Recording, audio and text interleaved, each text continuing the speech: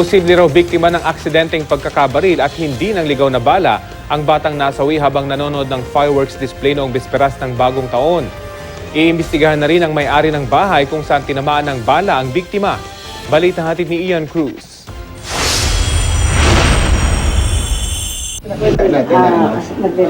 Sa pamamagitan ng police reenactment, ipinakita ng ilang bata ang posibleng nangyari nang tamaan ng bala sa ulo ang 11 anyo sa si Darlene Gutierrez.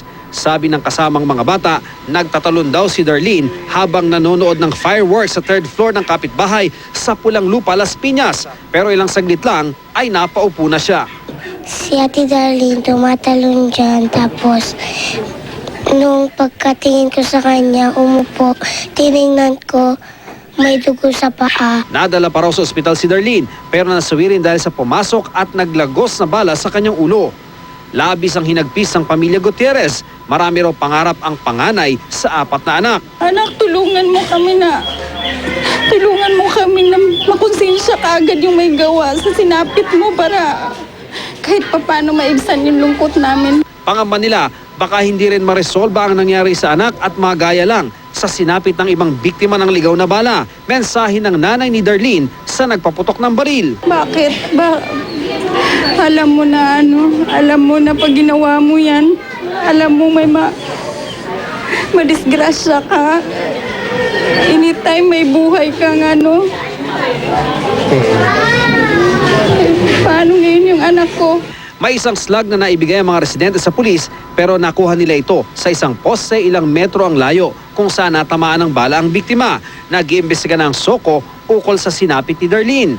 Ang Las Piñas Police ayaw ikategorya na stray bullet case ang nangyari. Yung illegal discharge of firearm without any intention of hitting someone. So parang yung dudukot ka sa baril mo, putok ka lang ng putok, tapos lumipad yung bala, tumama, may tinamaan. So stray bullet. Pero in this aspect kasi, parang parang accidental shooting. Kung accidental firing, sino ang naka-aksidenteng nakabaril? Ito ang hindi pa masagot ng PNP sa ngayon. Si Junior Robea na may-ari ng bahay na kung saan natamaan ng bala si Darlene, itinuturing ngayong person of interest ng pulisya. Sabi ng may bahay nitong si Aling Arsenia. Mali kasi ang daw namin, ang statement. Magkaiba. Kaya inano siya. Pinarapin. Pero nasan ba siya nun?